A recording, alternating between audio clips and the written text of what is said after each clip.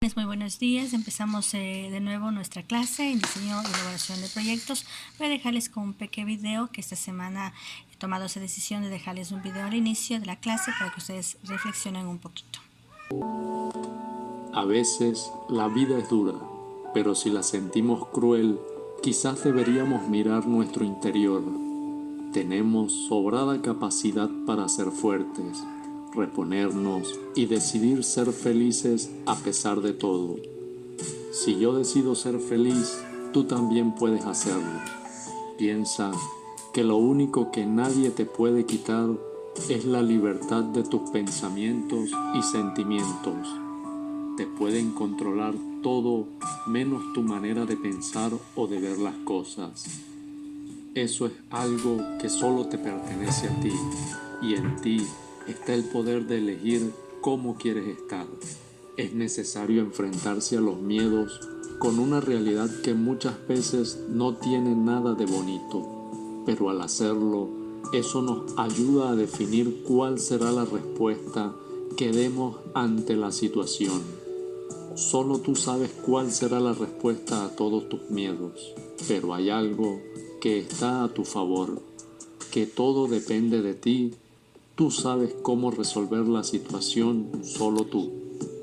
En la vida se pasa por muchas situaciones de dolor, de buenas y malas experiencias, ausencias de los que amamos y que hoy ya no están a nuestro lado. Muchas son las lágrimas que se derramaron o que aún brotan.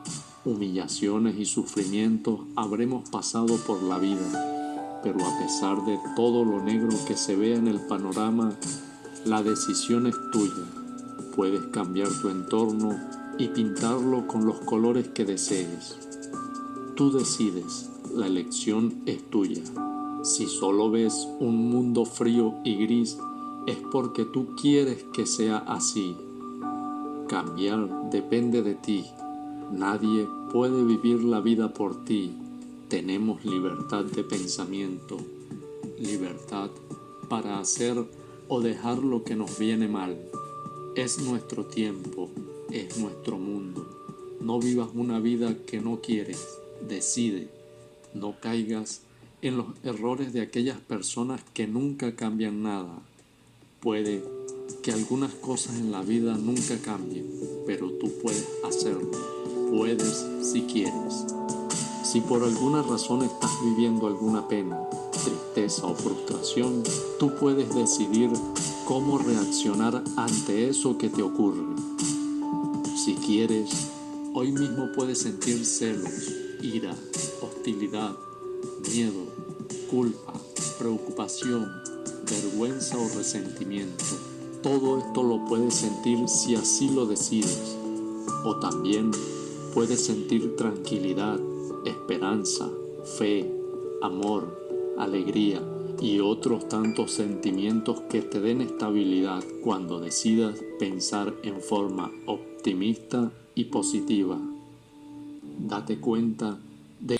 Bueno, jóvenes, continuamos con nuestra clase. Esta vez vamos a ver la identificación y descripción del proceso de un proyecto. La identificación de los procesos es una organización. Un proceso se define como un conjunto de actividades mutuamente relacionadas que transforman insumos en resultados. Dentro del conjunto me refiero tanto a los elementos de entrada como los de salida, que pueden ser tangibles o intangibles. Y esto importante es saber identificarlos dentro de la organización. Es el proceso, como tenemos acá el ejemplo, que se trae la materia prima y todo el proceso que se debe llegar hasta poder obtener el pan. Bien, continuando en el principio, a la hora de definir la manera inicial de procesos, va a importar el tamaño de la organización, analizar así como la cantidad de actividades que tengan capacidad de realizar y según experiencias y otros factores. Así tenemos este diagrama que les he puesto acá, que es desde la iniciación que va un proceso que tiene en total 12 actividades que se debe transmitir en este proceso. Almacenar las materias primas, selección de materias primas, la horma, el corte, el hilo. Esto es un proceso para elaborar el calzado. A continuación tenemos lo que va a ser las entradas y salidas que intervienen en el proceso. También se deben tomar en cuenta los clientes, los proveedores, las actividades, los recursos, entre otros componentes que presentan en una u otra forma un impacto clave. Si usted va a hacer unos zapatos, va a ver a quién va a beneficiar usted, para dónde va este calzado, quién va a utilizar este calzado y quiénes las personas que más le pueden aportar para que su actividad o su proceso salga correcto en lo que usted quiere hacer. Bien, el primer paso que debemos llevar a cabo para poder gestionar perfectamente los procesos es identificar los mismos.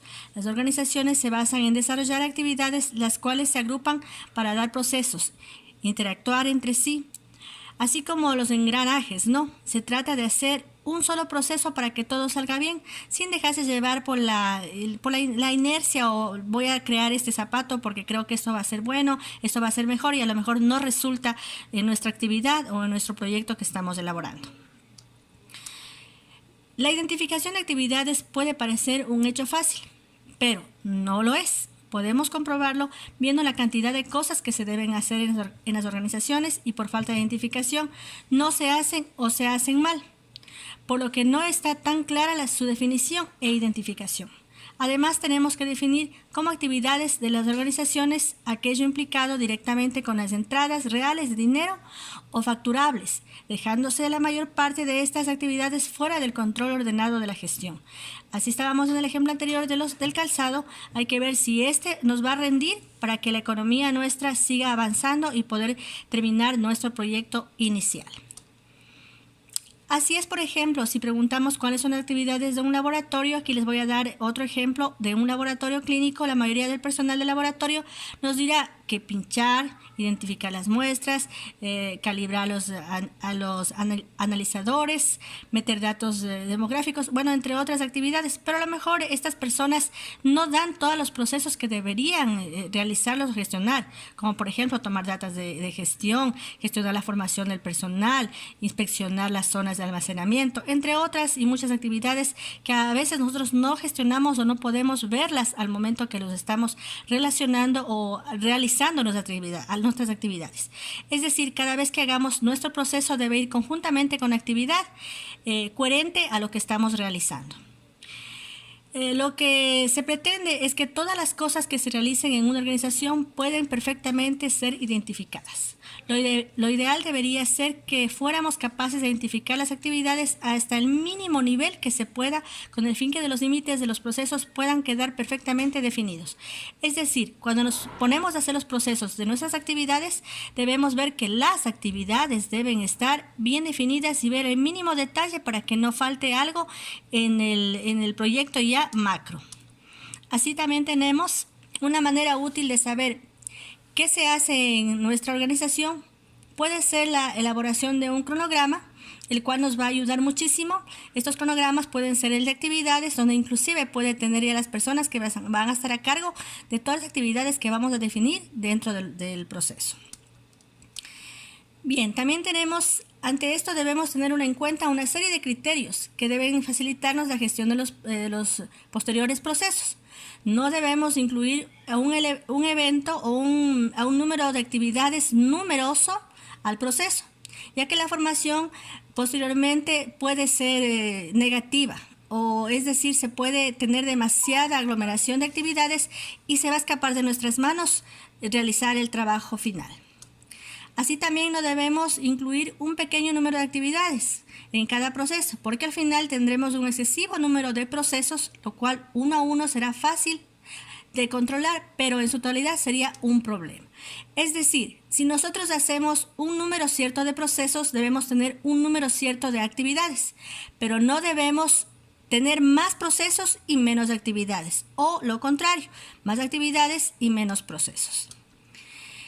No es conveniente implicar un gran número de departamentos en cada proceso. ¿Qué quiere decir esto? Nosotros a veces podemos decir, a ver, en nuestro proyecto vamos a realizar, voy a tener 20 personas, pero estas 20 personas van a estar yendo a mirar dónde está la materia prima. Pero a lo mejor no es necesario tener estas 20 personas. Ellas deben hacer su trabajo. Por eso se les decía en la clase anterior que ustedes deben mirar qué personal va a estar a cargo de tal o cual situación para que su proyecto tenga una mejor manera, para que usted no pueda pagar o gestionar lo económico y no le resulte en su actividad o en su proyecto que estés elaborando. La responsabilidad de la gestión de los procesos, aunque debería ser definida, no se debe caer en el error de que esto sea entendido como en otras personas no son responsables de su implicación. Todo el mundo está dentro de nuestro proyecto, de nuestro proceso. A veces decimos, dejemos este proceso que haga las actividades 2 o 3 personas o la dejamos a una sola. Y es cuando se ocupa demasiada en su nivel y no puede realizarlo. Es decir, es una persona demasiado ocupada que no sabe qué mismo hacer.